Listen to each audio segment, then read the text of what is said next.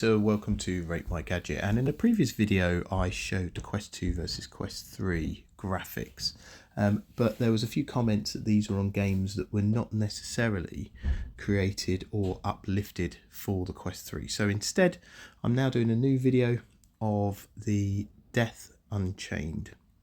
So the reason for choosing this game is at the end of last year the developers specifically updated the game for Quest 3 by giving it better resolution, higher refresh rate, improved interior lighting, everything you can read here. So let's see if it's worked in a game that specifically has been developed by the developers for the Quest 3. So the way this will work is Quest 2, you'll see that in the top left, and then Quest 3 is the top right.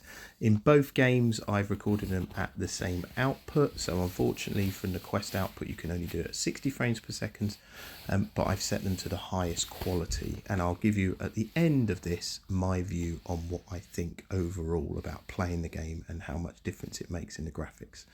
Okay, so first of all, Quest 2, you can see that this entranceway, it's still very good in terms of the detail, and once we get into the game I will show comparisons between the two. So you can see the floor work is still pretty good. The refresh rate actually was very good as well.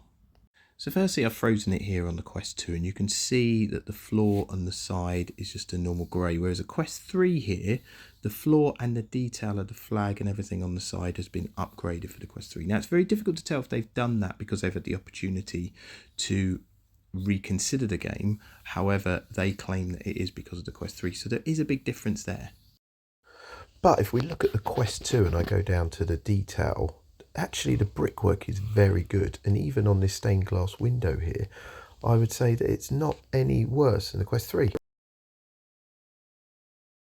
Slowed it down here because even the light to the dark is pretty good actually in the Quest 2, and the groundwork, the detail on the floor and the brickwork is pretty good. Now let's see the Quest 3 in the same kind of environment. So again I've slowed this down and you can see that there is a bit more detail, the lamps on the wall, even the lighting on the floor that's coming through the stained glass window. But you can see that the detail, it's not just a pitch black dark, the roof above has got a little bit more light to it, and the interior lighting, as they said in their Twitter feed, has been updated. Stained glass windows, a little bit better. The other thing as well that you'll probably notice is if you have a look at the brickwork down at the floor here, it's just a little bit more intricate than the Quest 2. Now they've obviously, the developers, taken a lot more time in considering the interior lighting, and that is because of the Quest 3. So see the light coming through the door there on the left hand side and in front of you, it's not so stark as in dark light. There is a little bit of difference there, and you can see as I fire the arrow there's a little bit better kind of definition on the lighting. However, Quest 2 I still think is very good. So let me look at the mechanics of the characters and how they look.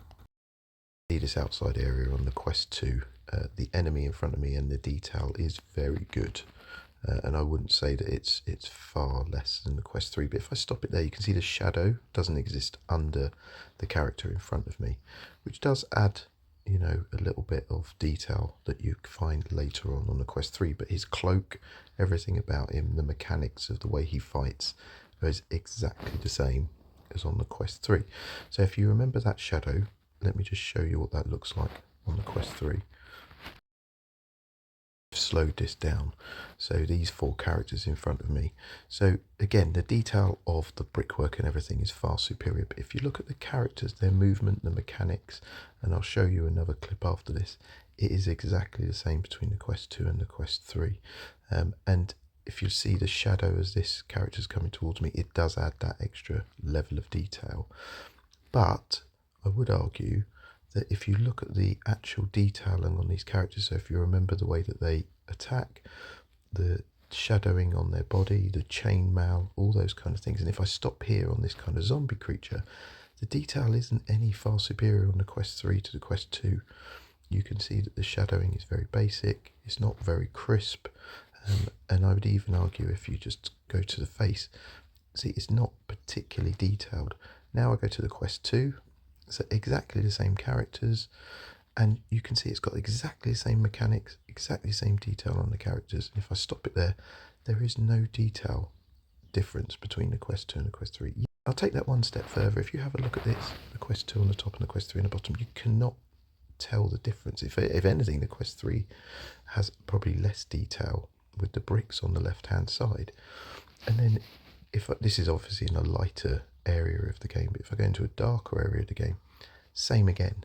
Now, that's not to say that it's not consistent throughout the whole game, because there are areas where you have better definition on the brickwork and on the ceiling and on the walls. But I wonder if they've done that purely because the developers have had a chance to upgrade in line with the Quest 3. Now, as I kind of finish this video, I think the frame rate makes a big difference on this game, and the developers, you can see on the brickwork here, have made a really good job on the Quest 3. But I would still argue that £200 for the Quest 2 compared to £550 for the Quest 3, is it really worth it? Yes, the frame rate is better and the detail in the brickwork, but the mechanics, the gameplay, everything about it, even the character detail, is still the same. Now, the limit will be if the Quest 3 starts taking on far superior AAA games that the Quest 2 can't handle. We're not there yet, because all games can be played on both the Quest 2 and the Quest 3. And as I said in a previous video, the Quest 3 is far better for the mixed reality. The other thing to say is this game studio has obviously taken the time to really think about improving for the Quest 3, and not many other game studios have done that. Hopefully there'll be more updates like this, but again, there's not many at the moment who have really taken it to this level as such in this game. I think overall then, my proposal would be stick with the Quest 2 until it becomes obvious that the Quest 3 has far superior games. I'm sure there'll be those that disagree, and that's fine. So please do like, please subscribe, and thanks for watching.